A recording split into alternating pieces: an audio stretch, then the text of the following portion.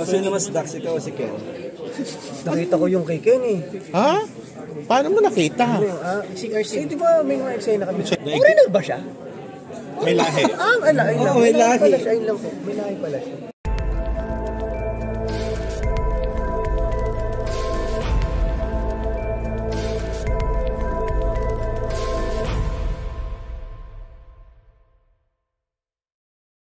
Ano ba, kamusta bilang kamagado sa Rita? Kasi lalo siya sa mga... Kaya nga po, pinag-uusapan namin siya.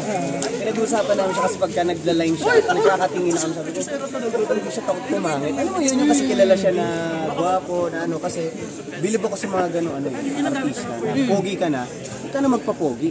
Lalo pag comedy po, di ba? Sobrang nagawa yun. Sabi mo LGBT yung role mo dito, Nico. So bading siya?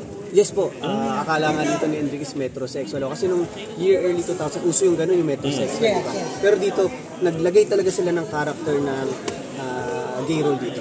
So parang pinapakita dito na kahit di ka, naman sumama sa all male na group, di ba? Okay. At saka considered best friend ka niya kahit yes, ka. Galing naman. Linis ka daw niya? Oo, sa pisngit. Niyayabang ko yung sa misis ko eh. Ingit na ingit sa akin. Sabi ko, nag-adlib sa Enrique, kinis ako sa pisngit. Ano yun? Makikita sa screen yun? Hindi ko pa kasi napanood eh. Pero, ayun. Kaya ano yun? On the scene yun? Sa scene yun, sa scene. Kasi nga, nagiging malambing siya sa kaibigan. Kasi normal naman yun eh. Kahit sa totoong buhay, kami nila sus.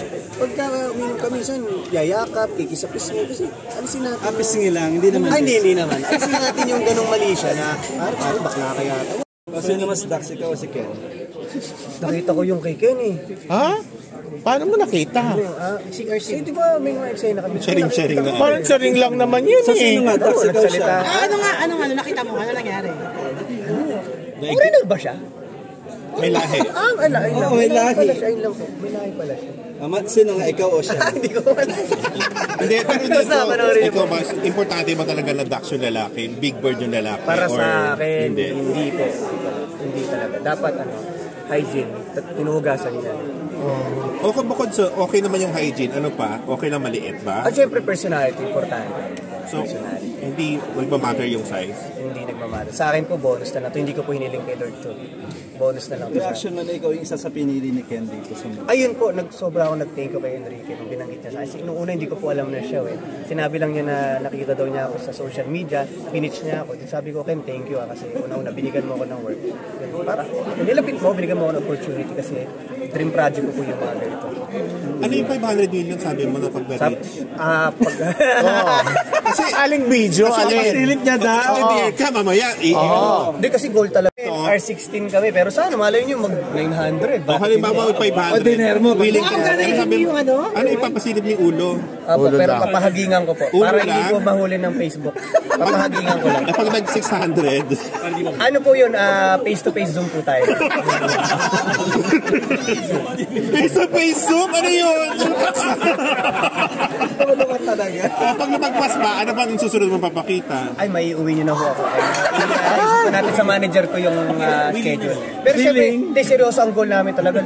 Malaki yung kitain kasi gusto namin magkaroon to ng 2, 3. Yung ibang, hindi po imposible yun kasi marami pwedeng laruin sa kwento eh, di ba? Na sa mga post mo. Mga pahubad mo. Oo, yung mga pabukol mo, mga ganun. Ano, paano pag may mga ganun? Nababasa ko, nasising ko, pero di ko naman nire-retain, syempre. Sabi magkano gusto mo?